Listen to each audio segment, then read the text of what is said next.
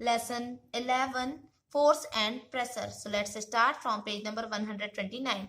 Forces and due to an interaction. Suppose a man is standing behind a stationary car.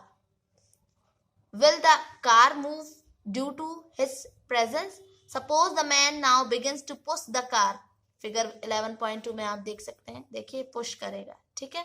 So that is, he applies a force on it. The car may begin to move in the direction of the applied force. Note that the man has to put the car to make it move. Here, figure 11.3 shows three situations that may be familiar to you. 11.3 देखें, ये दिया हुआ है, ठीक है. Can you decide who is pulling and who is pushing in these cases? Both the girls, here figure A, both the girls appear to push each other while the pair of girls in figure 11.3b, here एक figure ये दिया हुआ है 11.3a, who is pushing whom. Second दिया हुआ है यहाँ देखें, who is pulling whom, and third, who is pulling whom. देखें ये, ठीक है, कौन किसको खींच रहा है, पुश कर रहा है, धक्का दे रहा है, ठीक है. Forces are due to an interaction. तो मान लीजिए कि कोई आदमी जो है, कोई मेन है ना, वो कार के पीछे खड़ा हुआ है, ठीक है. तो क्या उसकी प्रेजेंस के कारण कार में गति आएगी, कार मूव होगी. मान लीजिए अब वो मैन जो है कार को पुश करना स्टार्ट करता है या उस पर फोर्स लगाता है, ठीक है. तो कार पर लगाए गए फोर्स के डायरेक्शन में क्या वो उस तरफ मूव करना स्टार्ट कर देगी. तो यहां ध्यान दीजिए आप कि कार की गति को, है ना, कार के फोर्स को देखने के लिए आदमी को इसे पुश करते रहना होगा, ठीक है. फिर 11.3 में 3 सिचुएशंस दी हुई हैं जिनसे आप यहाँ पर देख सकते हैं. फैमिलियर टू यू मीन्स परिचित होंगे. तो क्या आप बता सकते हैं कि इन सिचुएशन में कौन पुश कर रहा है, कौन पुल कर रहा है, ठीक है. 11.3a में देखें आप, ये जो दिया हुआ है ना, डायग्राम यहाँ जो दिया हुआ है, इसमें दोनों गर्ल्स एक दूसरे को पुश करते हुए दिख रही हैं, ठीक है. ऐसे ही 11.3b में आप देखें, ये जो इसमें गर्ल्स का पेयर दिया हुआ है, एक दूसरे को पुल करने की कोशिश कर रही हैं, ठीक है. फिर 11.3c में देखें, यहाँ जो काऊ है ना, और एक मैन है, दोनों एक दूसरे को पुल करते हुए दिख रहे हैं, ठीक है, खींचते हुए दिख रहे हैं. तो यहाँ पर दिखाई गई ये जो दोनों सिचुएशंस हैं, उसमें गर्ल्स एक दूसरे पर फोर्स लगा रही हैं. तो क्या ये बात ये जो मैन है और काऊ है उस पर भी लागू होती है, ठीक है. तो इन एग्जाम्पल से हम रिजल्ट यहाँ निकाल सकते हैं कि फोर्स लगने के लिए कम से कम 2 थिंग्स में इंटरेक्शन होना इंपॉर्टेंट है, ठीक है. तो इस प्रकार 2 थिंग्स के बीच इंटरेक्शन के कारण उनके बीच फोर्स लगता है, ठीक है. नाउ एक्सप्लोरिंग फोर्सेस, बलों की खोजबीन, एक्सप्लोर करना, खोजबीन करना, ठीक है. तो चलिए फोर्सेस के बारे में कुछ और लर्न करने की कोशिश करते हैं. यहाँ पर एक एक्टिविटी दी हुई है कि जैसे कोई हैवी, है ना, हैवी थिंग जैसे मेज, टेबल या बॉक्स, जिसे आप जोर से पुश करने पर ही वो मूव करने लगे, इसे अकेले पुश करने की कोशिश कीजिए.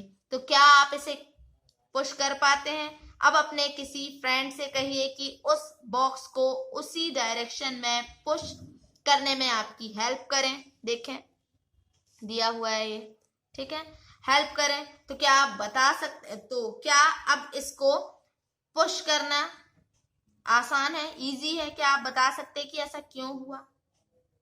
अब उसी थिंग को फिर से आप पुश करें, लेकिन इस बार अपने फ्रेंड से कहिए कि वो आपके अपोजिट डायरेक्शन में उसको पुश करें। देख सकते हैं आप, एक तरफ से आप, एक तरफ से आपका फ्रेंड, अब एक दूसरे इसको थिंग को पुश करें तो क्या ये पुश होगी, क्या ये मूव करेगा, है ना।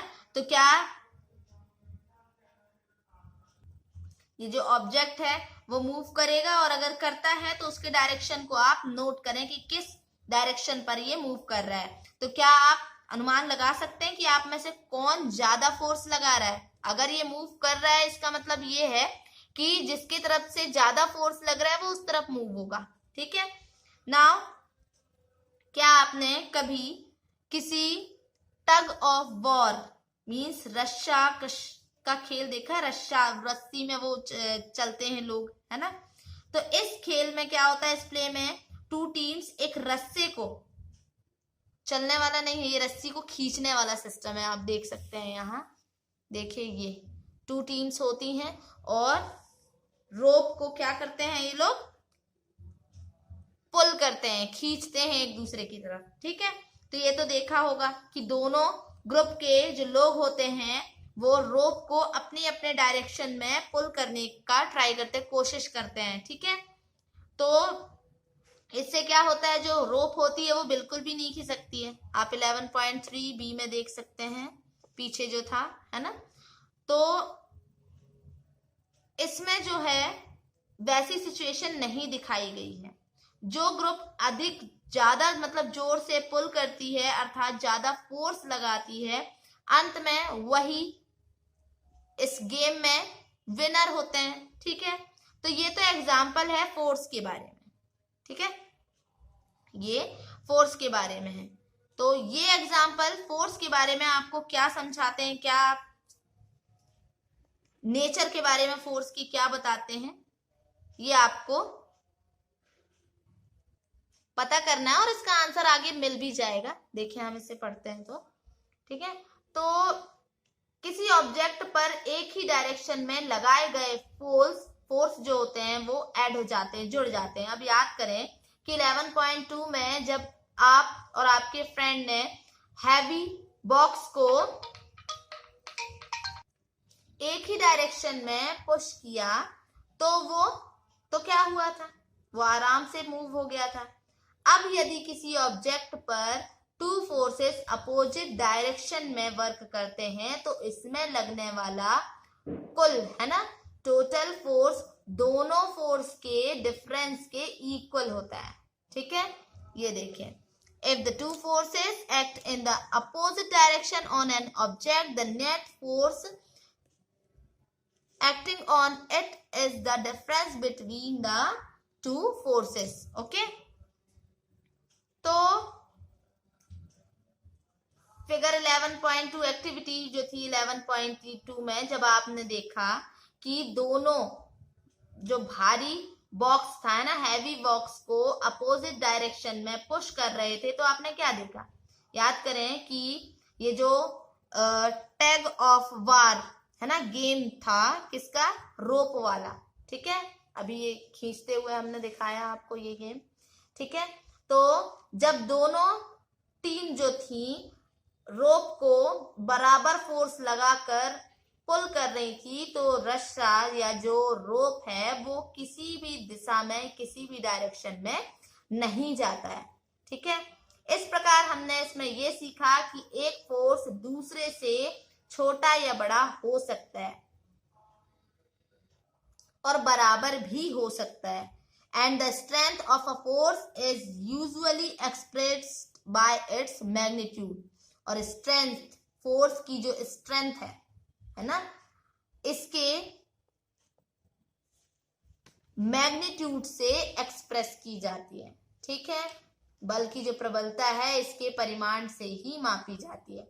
तो फोर्स के बारे में बताते समय हमें उस डायरेक्शन का भी स्पेसिफाई करना था, इंपॉर्टेंट था, जिसमें फोर्स वर्क करता है। और ये भी याद रखिए, यदि लगाए गए फोर्स की डायरेक्शन, फोर्स का डायरेक्शन या परिमाण जो उसका होता है ना, उसमें चेंज आ जाए मैग्नीट्यूड, है ना, डायरेक्शन या मैग्नीट्यूड में अगर चेंज आ जाए तो इसका रिएक्शन भी या इसका एक्शन भी चेंज हो सकता है, ठीक है, इसके इफेक्ट जो हैं वो भी चेंज हो सकते हैं। अब यहाँ पर फिर देखें, पहेली क्वेश्चन कर रही है, नीचे देख सकते हैं यहाँ आप, सी, क्या इसका मतलब ये है कि यदि किसी ऑब्जेक्ट पर अपोजिट डायरेक्शन में लगने वाले फोर्स बराबर हैं, इक्वल हैं, तो उस पर लगने वाला नेट फोर्स 0 होगा। तो जनरली किसी ऑब्जेक्ट पर एक से अधिक फोर्स लगे हो सकते हैं और ऑब्जेक्ट पर इनका अफेक्ट नेट बल के कारण ही होता है, ठीक है, ये हो गया इसका answer. Now 11.4 we will read tomorrow.